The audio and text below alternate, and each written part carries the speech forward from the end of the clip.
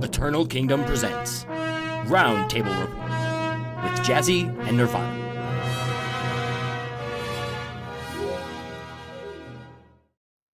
Greetings, friends, and welcome to Roundtable Report. My name is Nervana, and alongside my co-host Jazzy, we are here to discuss all things Warcraft and all things Eternal Kingdom. Later on in today's episode, we will be discussing the expansion launch in Castle Nathria with Hantevirus, as well as taking a deep dive into the evolving Season 1 metas in both Mythic Plus and Arena with our friend Nevzington. In the meantime, however, we have a very special guest joining us to help catch you up on guild news, and that is none other than Leayha herself. Welcome aboard, Leayha. Thank you so much for taking the time to join us here today. Would you please just start off by introducing yourself to the people and giving us a short catch-up on who you are, what you do here, and all that good stuff? Hi! Short is not my forte if you've been to guild meetings. So hi everyone. I'm Leayha. If you don't know me, I haven't been around as much as I used to, just because I had a baby in January. But I have been in Eternal Kingdom since 2016. I joined as a social member. I was a member of Imperium/Immortal from January of 2017 until January of 2020. I'm currently like a non-rating member of Benediction. Baby needs a lot of attention still, but when I'm able to, I'll be rating with them. I started the social media team back in 2017. I took over community events in the beginning of BFA, and then I became the Chancellor of Community Coordination in early 2019. I think that's everything. Oh, and I was the recruitment officer for Immortal. So it's probably safe to say you are a little bit in touch with the comings and goings of what's going on here in Eternal Kingdom. I'm sorry, what's Eternal Kingdom? I hear it's a guild, I think, maybe. I'm not sure. I erroneously referred to it as a network on our last podcast, to which Snow immediately corrected me and called it a community of guilds. And that's a term that I really haven't been able to get away from. I'm glad that she said that on our last podcast, because I think it's a really good way to characterize it, because it's what we are. There is another really exciting Warcraft-specific event coming up, and I really wanted to give you the chance to discuss the upcoming Streamathon. Yeah, so we've been having Streamathons since, I believe, 2016. And normally we have one right before Christmas every year. However, unfortunately, the timing of the expansion did not allow us to do it this year. We wanted people to be able to level their characters if they wanted to, and figure out what they wanted to play, how to play it, figure out the dungeons before we start doing carries and run-throughs. So we actually pushed it to the end of January, and if you've never done a Streamathon with EK before, what we do is we have a spreadsheet out, people sign up the week of with their keys, and then we have a bunch of different teams that will run people through dungeons. You're Mythic Keys. You're either a carry, you could be someone who doesn't know what they're doing, or you could just have like a fresh level 60, or you could just want to help and provide content. The whole point is to have all of our streamers have content going for a certain amount of time. It gives people stuff to watch. People, stumble upon our Streamathon just going through Twitch. We have our social media team that gets the information out there. But since 2016, we've raised, and I don't have an exact number, but I do know we have raised over $15,000 for various charities. This Streamathon, we're going to be doing, Ronald McDonald House actually has a camp. And so we're going to raise money for that. If you're not aware what Ronald McDonald House is they provide housing for families who have children that are in the hospital for very serious illnesses. So the camp it also provides for those children as well, and it just seemed like a really nice thing to do. We always try to focus on the kids around the holidays. So that is what we are doing this time, and I'm really, really excited. I'm going to be getting my character, working on my character, and hopefully I will be able to play with my key team, the Team Jellyfish. Go Team Jellyfish! Jazzy and the tank for Team Jellyfish for a long time, so we even have a logo. So I'm really excited about it. I love doing it, and the community loves doing it. Yeah, it's a tremendous amount of fun. Haven't been in the guild 2 years yet. I'm in my 1 to 2 year tenure at the moment, but I was really fortunate. Right after I joined, shortly initially, was right before 2 streamathons ago. So I was able to join in with a bunch of friends from Sellswords, and I was actually a member of the winning team from two streamathons ago. But then the last one, I experienced from the opposite perspective. I brought my alt, I signed up, and got to meet a lot of different people from various teams, and it was an incredible experience from both sides. So I would just say that I really encourage anyone to get involved in this, whether you are coming from the perspective of wanting to do the heavy lifting, or whether you're coming from the perspective of, wanting to experience some content you normally can't and meet some new and exciting people from the guild. I think it's just one of the best things that we do here as a community. So I really wanted to make sure that we got a chance to spotlight it here and take the time to do everything we can to get as many people involved in this. It's for a good cause, and it's a lot of fun for everybody. I know my stream is one of the biggest highlights, and always have a blast. Yeah, we sang the one time. That was somebody actually paid like $100 or donated like $100 for us to like all sing at one time. And we all sang "We Are the Champions" at one time, and with the Discord, like the delays, it was pretty hilarious. Yeah, that seems like something that would be very difficult to coordinate, given the more people you add in various microphones and latencies and so forth. But, it was great. And then the last streamathon, Scar donated specifically to have me sing the entirety of Bohemian Rhapsody. That was 2 streamathons ago. There's 2 streamathons ago. One or 2. I don't remember. They all bleed together. I've done a bunch. Nevertheless, I approach this segment from the perspective of promotion, but I am now, all of the gears are turning in my head to see what amazing thing I can spend money to make you do here in the future. A bunch of the teams have those special stretch goals of donate $50. Maybe Allie, tries tanking for something, or I don't know. We have one that's been going on for ages that you pay. What do we settle on? I think $100 donation, and Leayha will tank, Jazzy will heal. Yeah.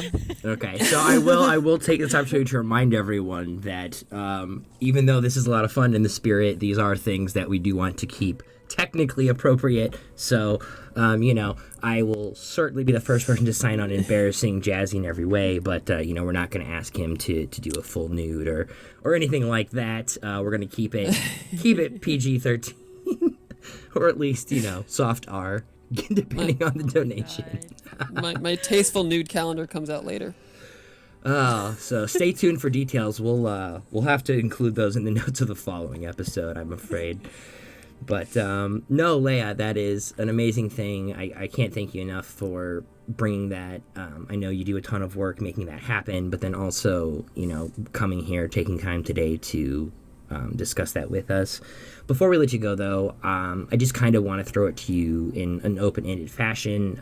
Is there anything else going on with the community or personally or in-game that you want to make sure gets mentioned here? Our events are starting back up. You can go to calendar of guild events in Discord. That's going to have the most up-to-date information. It's going to tell you when a certain event is going to start back up. If you have any questions about the specific event, message the run lead. They'll be able to help you. You can always message me if you have questions or if you'd like to propose an event. I'm always available via Discord. If I don't respond right away, I promise I will get back to you. And that's pretty much it. Enjoy Castle Narnia, because that's what I'm going to call it for the next year. I definitely make sure that I go through my wardrobe before I get to raid every night. So I don't know if that's a full endorsement, but it's what's been going on. So thanks for having me, guys. This is fun.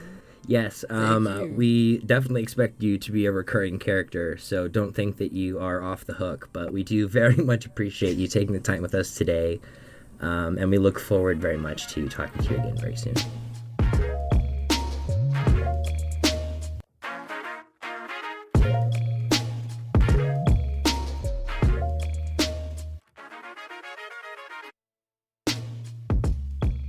All right, joining us here today is the team lead from Sellswords, one of the longest and most successful teams that we have here in our Eternal Kingdom.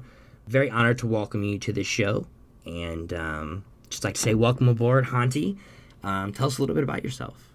Hi, so I'm Hantevirus. I've been playing WoW since Wrath of the Lich King, Into the Wrath, so I'm a Wrath baby, and playing a DK since Dragon Soul. In addition to team lead of Sellswords, I'm a moderator over at Acris, and anything I do right as a DK is because of them, and anything I do wrong as a DK is because I haven't overcome my inherent scrubitude.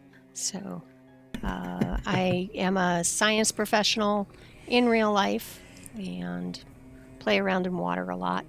I have a bunch of cats, and my house is filled with computers and musical instruments and books. So I guess that's a little bit about me. Wow, it's like seeing myself in the reflection a little bit here. I'm Twins! always very excited to hear people come on and talk about their musical instruments and cats. That's for sure. That consumes a very large percentage of my non-Warcraft life. So yeah, you mentioned that you play a DK, and you have for quite some time. You normally have to kind of beat that out of people, but you said you've been kind of on that train the whole way, which is something I can relate to, having played Boomy since release.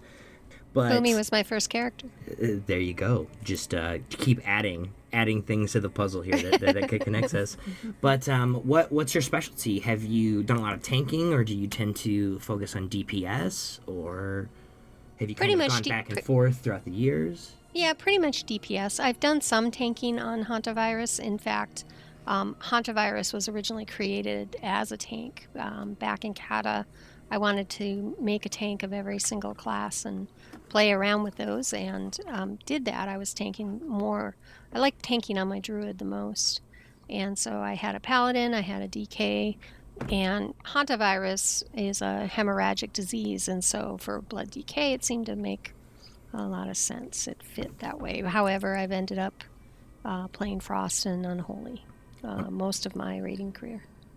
It works for Unholy as well, spreading those diseases. Yeah, I guess it does, yeah. When I first joined, I thought it was a play on antivirus, so I thought you were like the cure. But again, that was just probably more a reflection of my brain's inconsistencies than anything you're putting. A fine 90s band, but no, I'm not the cure. Not where it came from. So now we have it officially on record. We no longer have to wonder about the origin. You said that you have been doing Warcraft and DK Shenanigans since Wrath of the Lich King, but have you been in Eternal Kingdom that whole time, or when did you become a part of this community that we have going on here? Sure. I originally started out in a friend's guild. They had begged me to play Warcraft for a number of years, and I always resisted because I was in school, I was playing another game, didn't want another addiction, et cetera, and finally got a good enough connection to try it out, and so I did. And I was with some friends, and I decided I wanted more. I wanted more raiding. I wanted a little bit more progression. So I started looking around for places to raid. I apped to my first teams on Kilrog. It was very tense and scary to go out in the world on my own, but I did it. And so I bounced around a bunch of different guilds. And back then, I didn't realize that there were non-toxic people raiding. And I thought that in order to get progression, I had to raid with idiots, or not idiots, but mean people. And mean people suck, as we all know. And ended up on Proudmoore raiding with a notoriously unfriendly, toxic guild here, and finally left them. Went to another guild, killed Garrosh before they did, bounced around a couple other places, and then I just said enough. I can't raid with toxic people anymore. You know, racism, sexism, homophobia. It's just, ick. These are people not worth the trade-off. It's not worth the trade-off. No These aren't people I would associate with in real life, so why was I spending my recreational time there? So I took my time looking for a new guild and read their forums. I looked at their VODs to see what their raid environments were like, and I really did my research. And at the time, I wasn't able to raid on Tuesdays, so I needed a raid team where I didn't have to raid on Tuesdays, and Eternal Kingdom had all the right culture signs that I could find. Plus, they had this new team starting up that didn't raid on Tuesdays, a team called Sellswords. And so I joined, it was the first week of BRF, and I joined the first week of Sellswords raiding. And here we are. Yeah, that's interesting because I know there's a number of teams within Eternal Kingdom that joined as a group. I know the team that I'm raiding with for Shadowlands Gravity, a significant number of them were basically a team and a guild on a different server. Right. And came to Proudmoore and are now, one of the teams that we have here. But it sounds like you're coming from a different perspective. You came over by yourself. Yes. If what I'm hearing is correct. And they were starting up Sellswords about the time you joined. Did you was it just, hey, welcome to the guild? Do you want to run this team? Or no, nothing a bit of like a progression that. there? Well, we had another raid lead, or a team lead. There wasn't really team lead raid leads at the time. In fact, that structure first really started with Sellswords. But I came to an all guild meeting, and I asked about joining Sellswords, and they were like, oh well, no, we had this really good DK app, and yeah, they look really good. And I said, that was me, and there was that. There's Awkward. there's that pause you sometimes get when you're female in WoW, and people then realize you're female in WoW because the default assumption is that you're a guy. And so especially when you're applying to do cutting edge type of content. It wasn't a cut. I'll just say it wasn't a cutting edge team at the time. It was let's go get some mythic progression, let's see what we can do kind of team. It was the third or fourth. There was champion, there was night team, there was a weekend team, and I don't recall their name, and then there was Sellswords was the new team. So we were really sort of the bottom progressed team, the new kids on the block, and our goal was just to get some progression and see how we did. The raid lead at the time, to get back to your earlier question of how this evolved, he had was having some issues with a spouse who didn't want him playing WoW. And so he needed to step back and ended up quitting. We had by that point, I think, gone 7 to 10 in BRF, but he had missed a whole lot of raids in the interim. And so I had been promoted to officer the first week I was here because I knew how to log, and I recommended some recruitment resources I knew of. And so because of that, I got promoted to Templar pretty much in about 5 days of being in the guild. And when Pressure couldn't raid anymore, I was pretty much the logical choice to take over the team. They were much slower to promote to Royal Emissary back then, and it took about 2 months, but finally I was officially made team lead. By that point, we were just starting HFC, and kind of developed from there. HFC, so that was like, what, 2015? Yeah, this was back in 2015. So coming up in January will be my 6-year anniversary in the guild.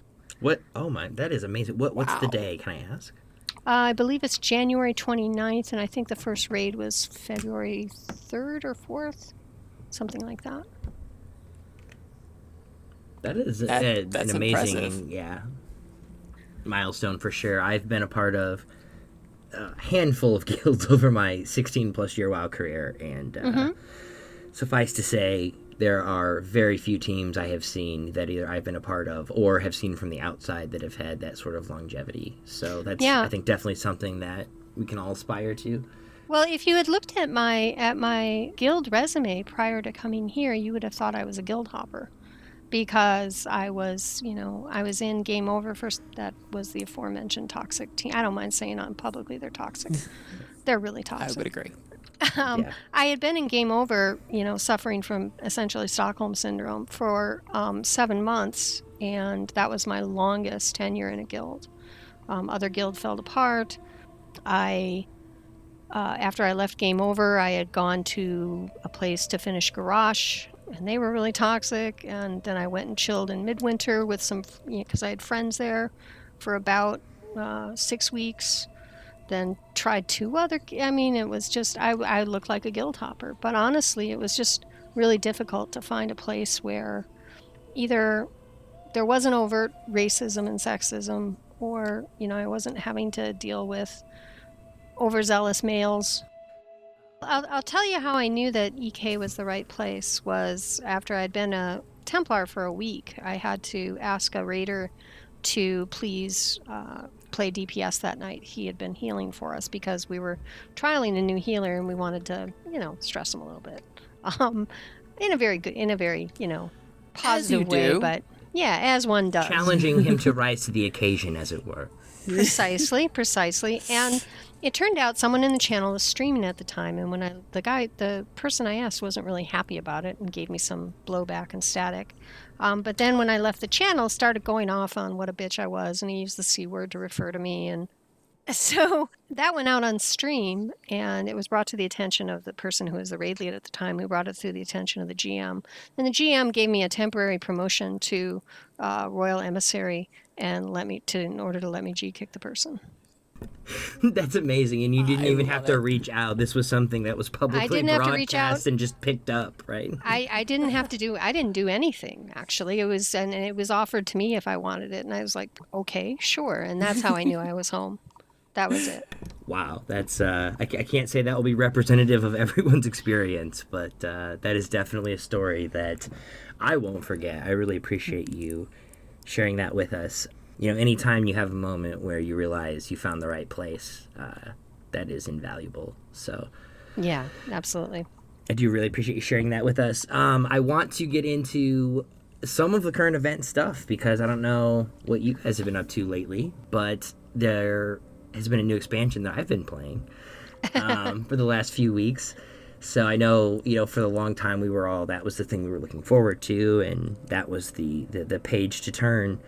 So I just kind of want to ask you first in general, how you've been personally enjoying the new expansion, and then also kind of start to get into some Castle Nathria stuff. I know you're the team lead for Soul Swords, which means that, you're kind of, the buck stops with you, but you do have other people that are specifically in charge of various different elements, like all of our teams do. But I'd like to start out, like I said, just by getting your general perspective and kind of share with us what your experience has been so far here in the first few weeks of Shadowlands.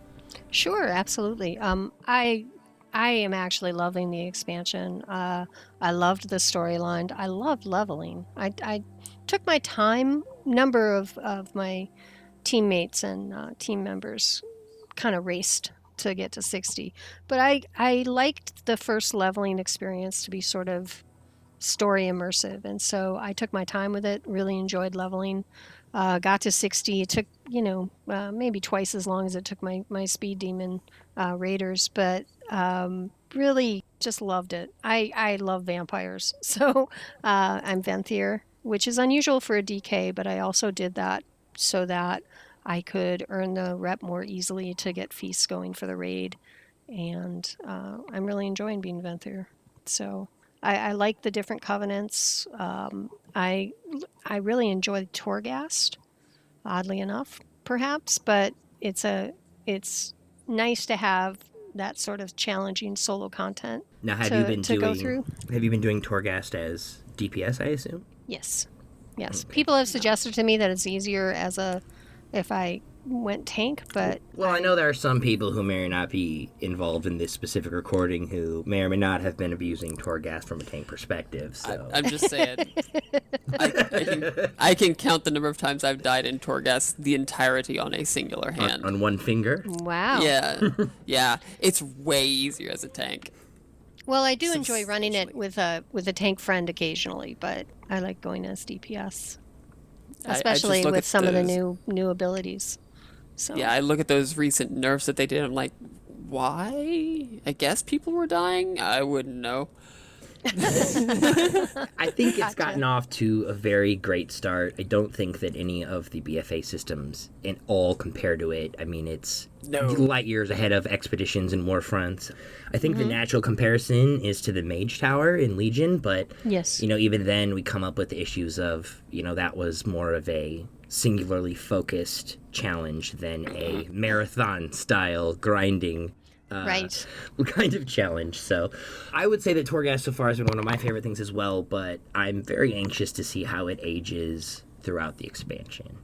I think with the twisting corridors, it's going to age a lot better than the 6 floors that we have now. If they can keep this engaging throughout the majority of the expansion, then I think we've got a real winner. But I'm still not quite ready to declare victory and put this one in the win column, chiseled on stone, just yet. I love playing with the different builds you can get, you can put together when you're running it. I just did 7 solo in Fractured. I think that's the name of it, Fractured Halls. I think so, yeah. And was able to get the ability that makes Icebound Fortitude bring down a dragon that freezes your enemies for 7 seconds. And then got the ability where if you interrupt with Mind Freeze, it triggers Obliterate, or I'm sorry, it triggers Icebound Fortitude. So basically every time you interrupt successfully, you're freezing your enemies. And then you get the cooldown reduction on Mind Freeze, and it's so fun being that OP. Yeah. So, and then there's times where your build doesn't work out so well because you just don't get good powers. But when you get a good setup like that, it's really fun. On the last one I did, I think yesterday, I managed to get my Touch of Death cooldown all the way down to 0 seconds. That's hacks. awesome. That's hacks. And then I'm on like floor 5 and I finish it up and I get to floor 6 and like, oh look, it's boss time. Boss gets down to 15% where you can just freely use Touch of Death. And like, touch death, oh look, he's dead. Yay! Yeah, I tried to have a meeting with Jazzy yesterday, and he's like, I'm doing Torghast. And I'm like, oh, well, we can talk later. He's like, no, don't worry, I got the Touch of Death power. I'll be done in a minute. I barely even need to think about it. So, yeah, no, I'm glad you brought that up. I think that here in February or March, we probably need to dedicate an entire segment to really doing a deep dive into some of the Torghast powers and different layers of it.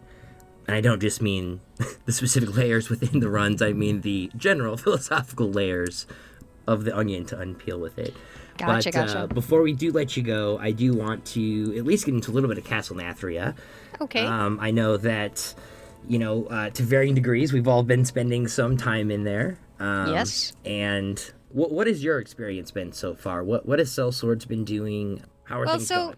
So every other tier, we've pretty much been like, not much to gain from doing normal, so we're not going to do normal. We'll just go into heroic, and we've gone straight into heroic on the first week.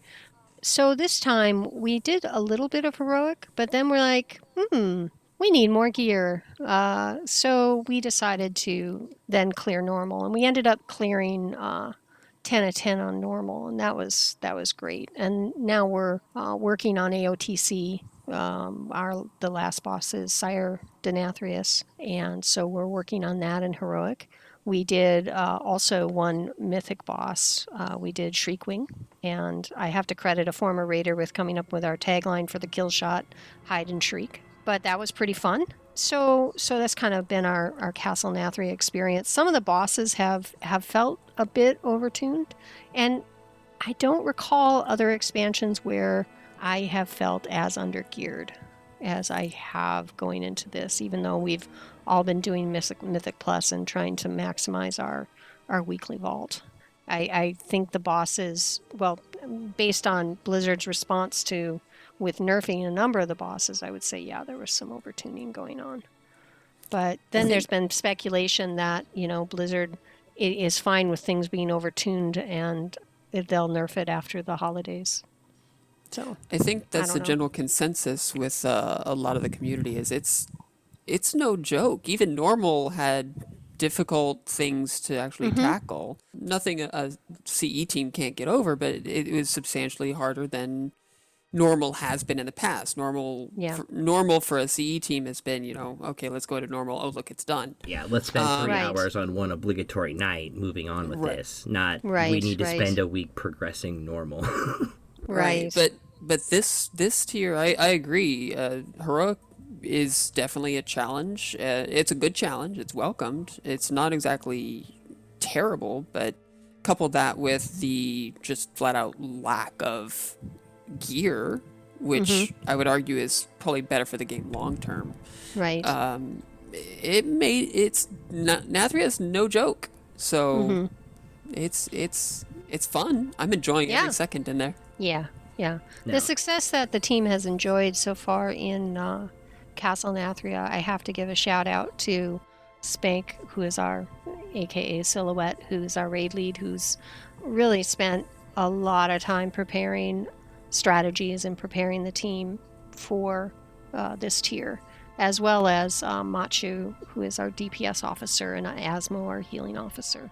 Asmo's healing cooldown planning has really just kind of made such a huge difference in the team's success this year, as opposed to, say, Eternal Palace. So things are just going really, really well. So shout out to those guys. They do an awesome job. Really enjoying Yes. it.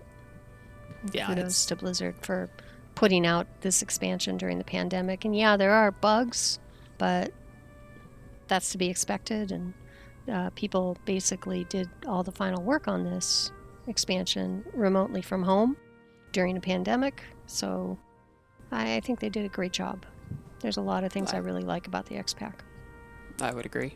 They did a really good job. I'm inclined to agree. I am probably someone who can be easily baited into talking crap about Blizzard at length, but I will say in the situation, I'm quite content and just hope that things continue on this track, if nothing else. So, hopefully here next month we're going to have a lot more specific stuff to get into with Nathria. But before we let you go, Hanti, I want to ask you one last question. Sure. And that is your feelings about the new Great Vault. I know you've mentioned that you're primarily just a raider, but what do you think? What's your experience been?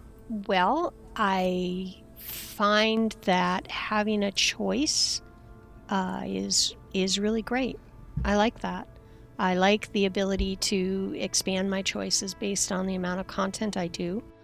I really like that raid bots got so on the ball with So you could letting sim it your be options.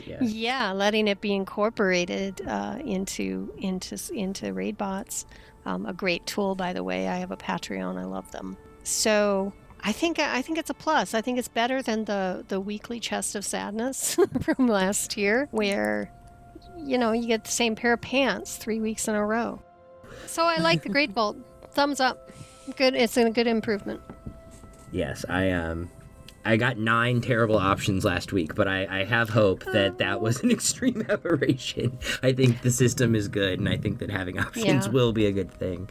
I will say that I'm not enjoying the reduction in gear from Mythic Plus or from Raid. That I don't like as much. Although I would agree. I think that also DOEs plays into our pace of progression that we've been talking about here with the raid Yeah. bosses. Yeah. So I would like a little bit more gear, and I've had terrible gear luck. So I guess it's my tier to tier up, so to speak. Well, it sounds like we need to let you go so you can go farm and buy some BLEs Well, or yes, I have something, more. yeah. I have more Mythic Plus to do, and I still have to finish my Torghast this week. So, and then we have some team activities tonight. So, Okay, well, if Busy, Jazzy busy. Jazzy asks, I'll tell him you did it as tank. I know better. Nice try, though. hey, I actually soloed the ICC as a DPS when everyone else was doing it as blood tank. So Nice. I got my invincible as DPS. Most people There at you the go. time, that was before they nerfed the heck out of it. So it wasn't trivial. It was I only got slightly mine in- trivial. I got my invincible as a holy priest, but that was also in Whoa. WoD. So Oh, okay. All right. Well, thank you so much for taking the time to join us today, Hante. Sure, Hopefully thanks we so much will for having me. catch up with you before too long.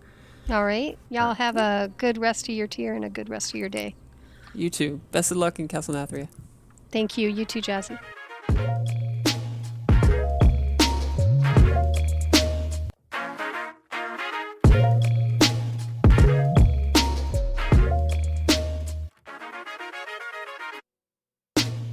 All right, joining us now is our friend Nevzington. He's been here in the guild with us for, seems like forever. I know it hasn't been quite that long. We're very excited to have you on the show, Nev. I could spend a long time talking about you, but I'm going to make myself shut up here and give you the opportunity to just kind of introduce yourself to our listeners and tell us a little bit about yourself, what you do in game, and your relationship and journey with Eternal Kingdom. Well, as always, thank you for the invite and the glorious introduction. But my name is Nevek or Nevzington, go by either or, and I joined Eternal Kingdom back in the Ashara prog, Mythic Ashara. Unfortunately, we did not get that one, but we did come back strong in the next tier, Ny'alotha, raiding with sellswords. However, I did have to step back recently because of basically something. I'd say in about a month I'd be much more busy during the week, so I don't know that I could do something early in the day and then also be raiding at night. So I was like, best for everyone that I step down because I wouldn't be able to pull my weight. That said, though, it's been a really fun experience with the guild, and I do plan on staying, no doubt. I also host the Mind Blast show, which isn't a full set schedule yet, but we'll get there. And as far as my experience, well, I do have that raiding experience for about the past, 2+ expansions.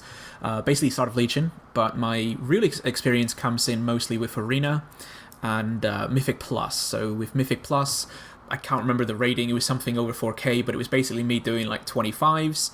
And as Arena, I've actually been rank 1 6 different times. I think my highest rating on that one is somewhere like 3,050, almost 3,100. So those are my experiences in the game. Yeah, I'm really excited to have you on today. I know that, as you just mentioned, raiding has obviously been a core part of what you've been doing in your Warcraft career. I remember personally being there with you the last night before 8.3 came out, wiping on Ashara in Phase 4 until literally the servers went down. But I gotta say, a big part of the reason I'm excited to have you here today is not so much to get into those fun raiding adventures, but I noticed that you are super involved both in Mythic Plus and in Arena, and have been for a while. And most of the people that I play with in Eternal Kingdom and outside of the kingdom are people who enjoy the various forms of content, but ultimately kind of use them as a means to an end to support their rating. And I know we've covered your rating success, but since I met you back in the day, I've always been really intrigued by the fact that you were kind of different in the sense that while you were a great raider, it kind of seemed like you were also as much or even more invested in these other forms of endgame challenges that Blizzard has brought to the game over the past few expansions. So with all that being said, I kind of want to let you drive this car a little bit. So I'll start by asking you, as we talk, we're about 3 weeks into the expansion. So far, have you been spending more time pushing keys or doing PvP? So far, definitely more PvP and Arena specifically. I do Battlegrounds mostly just for fun with a lot of different people, but it's usually the strategy and everything goes into Arena.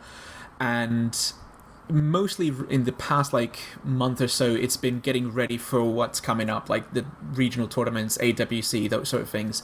I do a bit of coaching for some, maybe 5-6 different people. They usually send me their VODs, and I try to review them, see if I can come up with different strategies for them, see if I see any errors in play and so on. And I also do a bit of guide writing as well, usually for a particular European site or two, most of them in Spanish. So I've always thought that was the hardest part. Is the easy part is just doing everything, looking at the VODs, playing the game, and coming up with strategies. But then even though I speak Spanish first, translating from English to Spanish not always, in my opinion, the easiest. So that's the hard part, translating it and then sending it over to them. So it sounds like you've had a good reason to need to spend a lot of time on the PvP planning. between your translations and your guide writing. I'm super excited to hear you say that. I'm sure Jazzy probably snuck out the back door as soon as you mentioned PvP.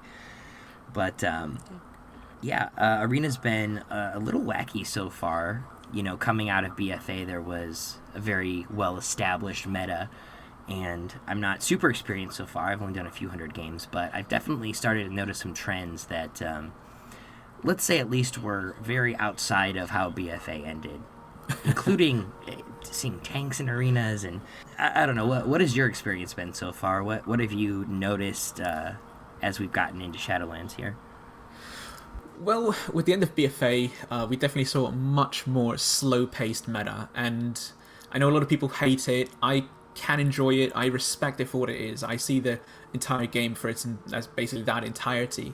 So, you know, I like variance. I don't like that it's going to be always a slow meta or even always a fast meta. So if this entire expansion remains at a fast meta, that'd be fine, but then I'd like something new at the next one kind of deal. That's how I like it. So it's kind of cool that we had like two extreme ends there.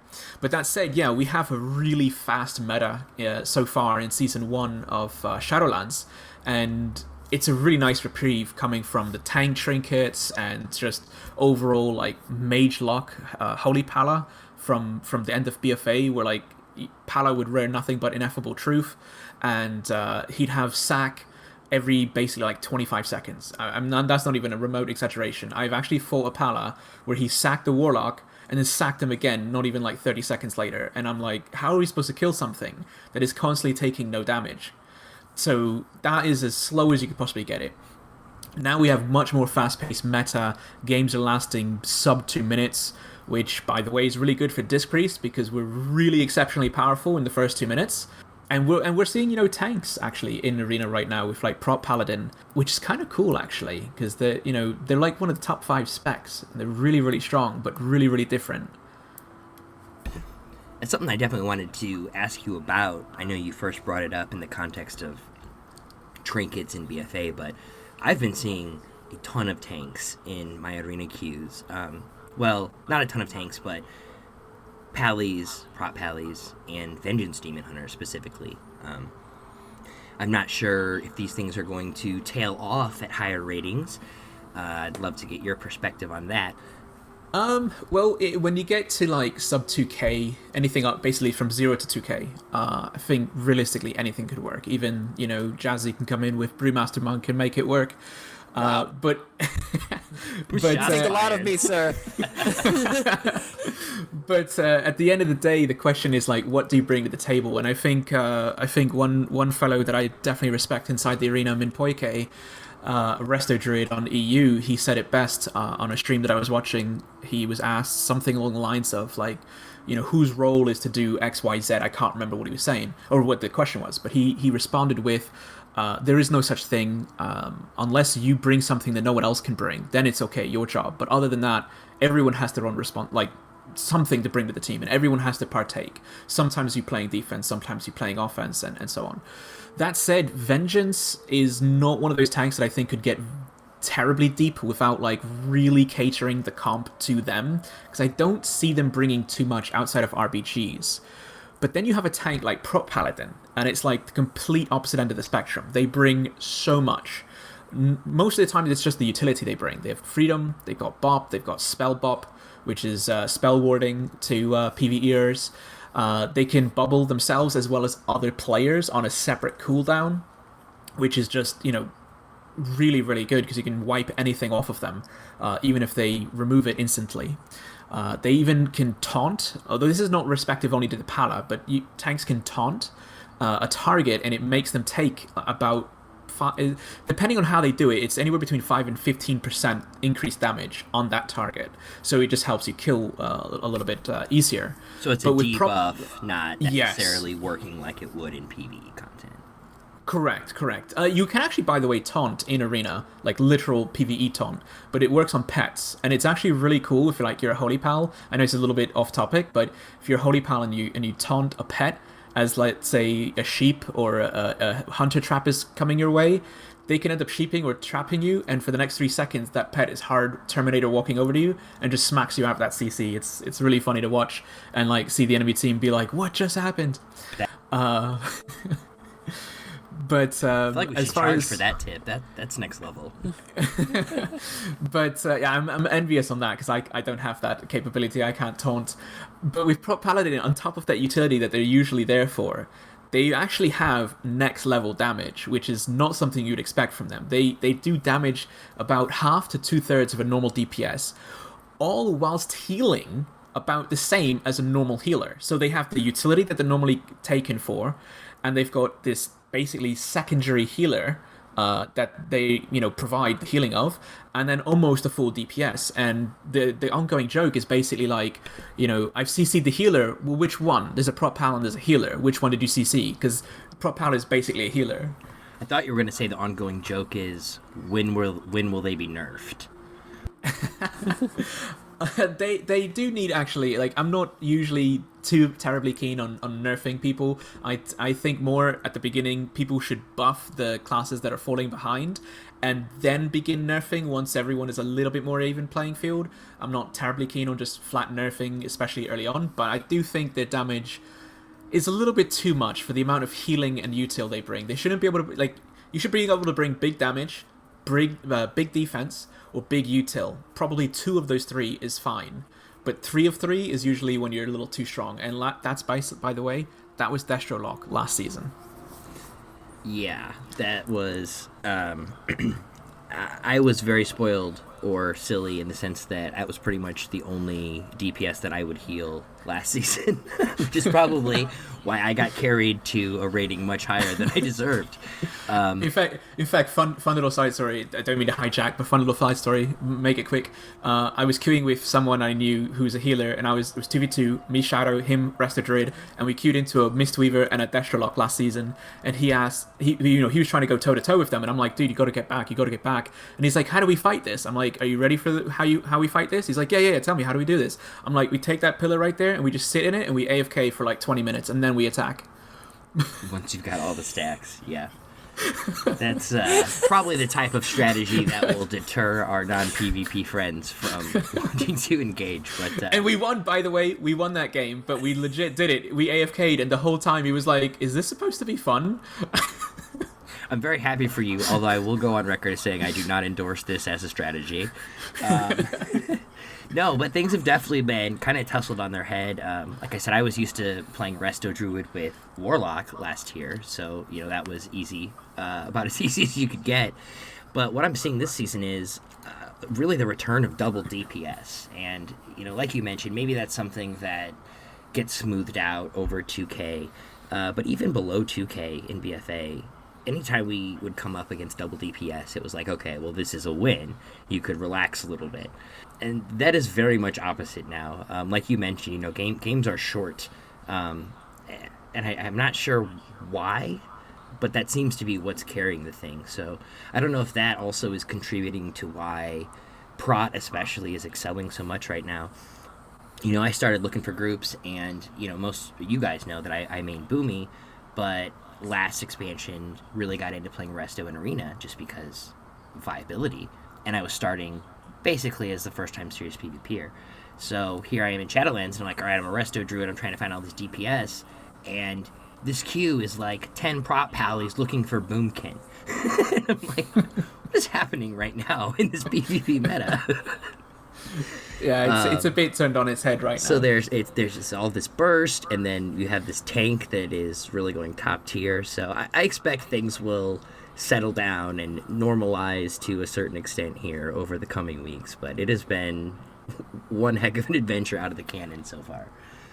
For sure it will. I actually think also that the prop paladin meta that we're in is partially in due with where holy palas are right now. They got indirectly heavily nerfed because they swapped this one buff that they have, so it doesn't reduce the cast time of Holy Light, which allowed you to blast Holy Lights after every Holy Shock basically.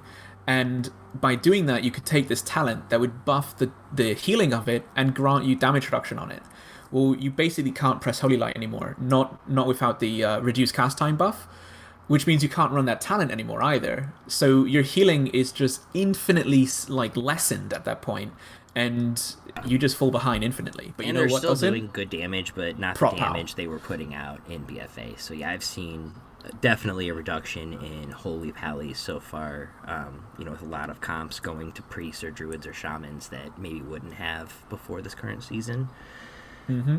But before we completely and entirely put Jazzy into a player versus player coma here, I do, like I said and I mentioned earlier, want to continue picking at this and have you back on to talk as things evolve. But for now, let's get to a little Mythic Plus before we wrap up the shenanigans here today. What are your general first impressions? Have you been engaging heavily with them yet, or are you kind of waiting for things to ramp up? Where have you been with Mythic Plus? So with Mythic Plus, I've just had mostly, like, I'm not watching too many streamers doing it like I might with like Arena to further boost my knowledge, even when I'm not playing myself. But when I am playing Mythic Plus myself, I'm noticing a handful of things. I've always been the person that says melee will always be better because you almost always want the pack to die quickly. And melee is almost always going to have that front-loaded damage happening like in the front of the... Like if you took a combat log and let's say the pull was 2 minutes long, like their damage just goes immediately, where you might see some caster DPS be like, all right, they're doing practically nothing. Oh, and here their damage goes. So usually you always want like at least 2 melee. In my opinion, I'm like, well, why not take 3? And we saw a bit of that in some of BFA. However, now, because everything is new, I'm noticing that, we just want casters. Not just because they're good, but because there's so much cleave and so many small spaces that it's hard enough to keep the tank alive with some of this like damage that's happening, let alone melee players sitting there taking cleaves. In my experience right now, anytime I take a melee player, I'm already anticipating that they're going to get knocked up and cleaved and dead in like a singular global at least 3 times in a dungeon. And it's almost always been true. And you can add on top of that too, that it seems like so far the amount of life or death run breaking interrupts required is lower than what we needed in BFA. Yes, that's another big contribution. There's a lot more dots, I would say, and spread damage, which is one of the reasons I think Resto Shaman has kind of been so popular, because Plus they kind have of their real heroism. Exactly, they're one of the 3 classes that bring proper hero, which means you don't have to bring a mage or a hunter as like your caster. So, as an example, me being a Shadow Priest, if I had a Resto Shaman on my team, I could play Shadow. But if like, if I have a Resto Druid and I'm taking the caster position, if we don't bring another caster or hunter, we're kind of out of luck. So that's definitely one big trait for them. But their niche is basically spread healing. And with all these dots, I can only imagine how good like Ascendance would be, or even Chain Heal spamming would be. I feel like they're gonna probably be... I would actually say I would be surprised if we don't see at least one Resto Shaman come MDI in January. I would be really surprised, because it's just so good. Who's been healing you, Jazzy, in your Mythic Plus adventures? Or have you been bouncing around? So I've run with a Resto Shaman, mainly. I went with a Holy Priest, which was fine. Disc Priest struggled a little bit, but we still got it done. So not too bad. But the Shaman is definitely the one that I feel most comfortable with. And as a melee, and having dealt with melee in there, Storming can die in a fire. I'm just throwing that out there right now. It's bad. It was never good. Get rid of it. Thanks. I'm off my soapbox now. That was very well received TED Talks by Jazzy. Anytime you have a melee and tank saying one affix should be deleted while all the casters and healers are saying it should be there every week, you've made a good affix, right? If Storming actually went out to ranged and they had to dodge it, you'd be hearing the exact same thing from ranged. Oh, absolutely, but that's not how it works. So as a ranged player, I could say that you're crazy and Storming should be here every week. So if one of my ranged ever comes in and says, I had to move once every 4 seconds just to dodge this thing, like, yeah, and notice your DPS is absolute crap. I know. That's how it works.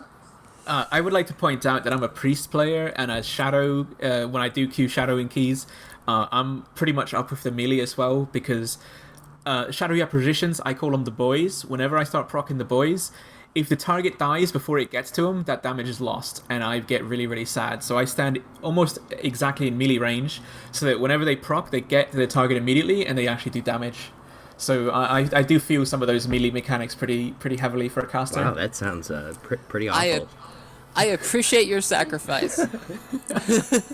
Look, I spent an entire expansion with a meta where you could bring maybe one ranged, but probably none. So, you know, I feel like I'm very much in my right to enjoy the brief moment of respite that ranged has been given. So there's two expansions like that. So yeah, this third one, let's finally get some casters in there. Well, at least in Legion, Boomy was usually the one ranged DPS, so it wasn't nearly as bad for me. True.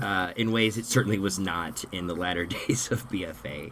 I'm gonna assign Nervana all the interrupts every 12 seconds. Wait. I'm gonna miss three to four of those per rotation. I'll tell you right now. Maybe only 2 or 3 if they could be Typhooned, but you know, most important interrupt mobs probably can't be, right?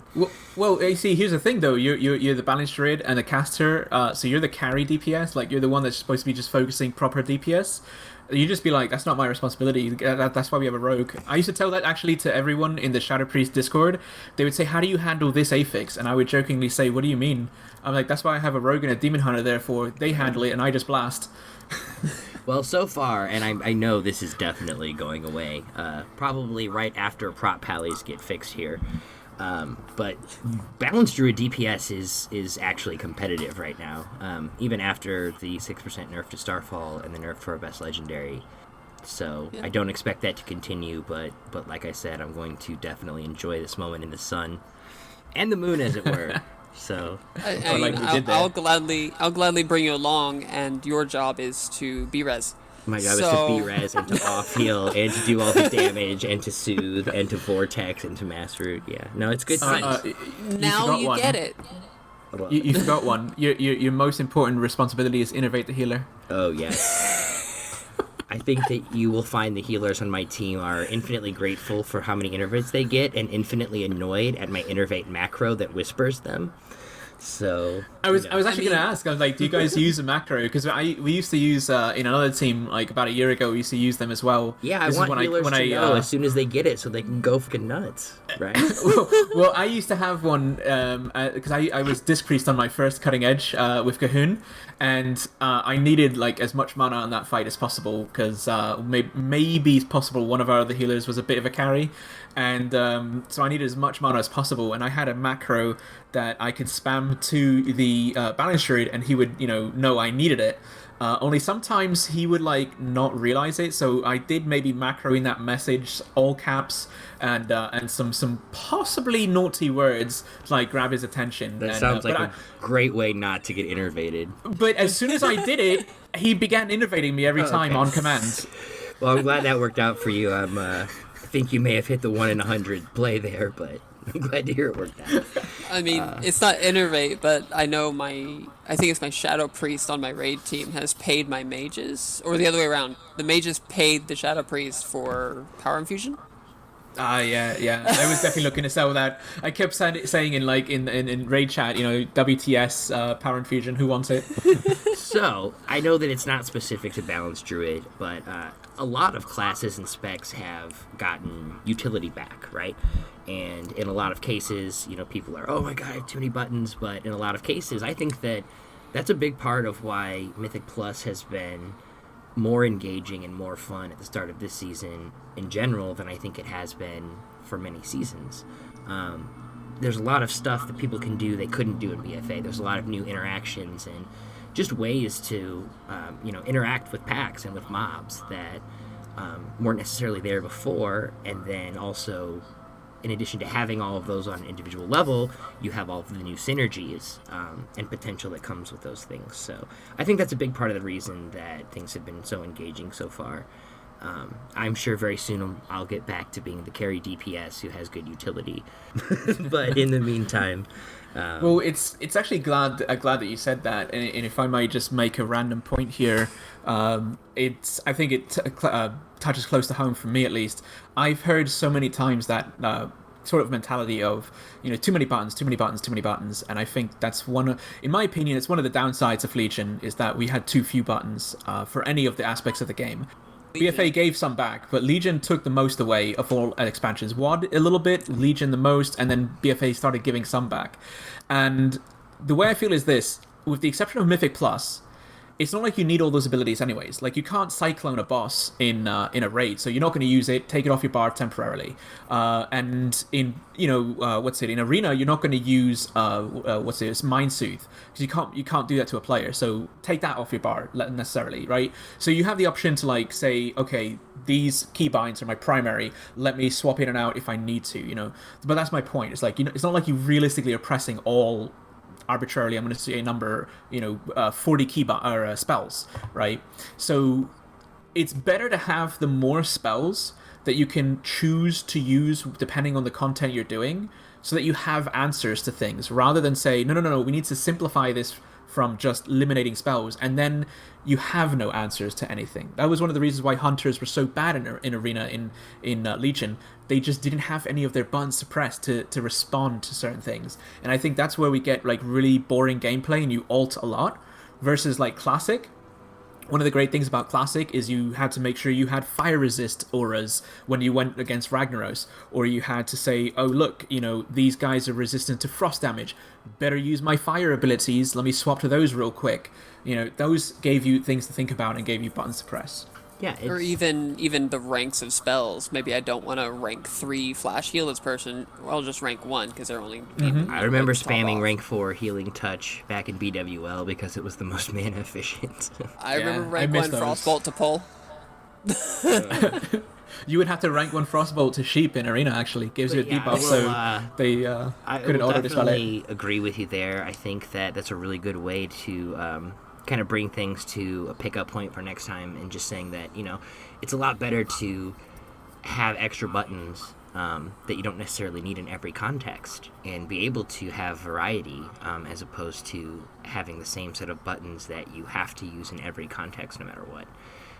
And at times that can be frustrating, and depending on how you enjoy the game, you may feel varying degrees about it. But I do think overall, for the health of the game and for the health of the largest parts of the player base, that it's a change in the right direction. So we shall see. I know we've been pretty optimistic about all this stuff. We'll check in here a little bit down the line and see how things have evolved. But I really appreciate you taking the time to get things started with us here today, and just give us a little bit of your perspective on kind of the opening hand on both these fronts. We'd definitely love to have you on again sometime down the road. Great, I would look forward to it. I'm always down to talk about Arena, Mythic Plus, even raiding, even though those are like my 2 strong points. I do like the strategy involved in like the world first raiding and all that. I could talk for like a week straight about any of those things. Okay. And if people want to find you, where can they find you? Well, you could do Twitch. I have a Twitch channel with it's /Nevzington, NEVZINGTON, and I also have a Twitter at that same Nevzington handle. Those are probably my most active, where I just type random stuff on Twitter or stream randomly. All right, and I will make sure that I get those linked in the show notes for the spelling impaired, just as a fail-safe. I know that that's something I would appreciate, so I assume there are others who will also. But just thanks again, man. We really look forward to talking to you down the road. All right, thank you. Thank you. All right, that does it for this month's episode. We'd like to take this time to thank everybody for tuning in and wish you all a happy and hopeful start to 2021. Roundtable Report is now available on YouTube, Spotify, Apple, or wherever you get your podcasts. For Jazzy and Eternal Kingdom, this is Nervana signing off. We will see you in episode 3.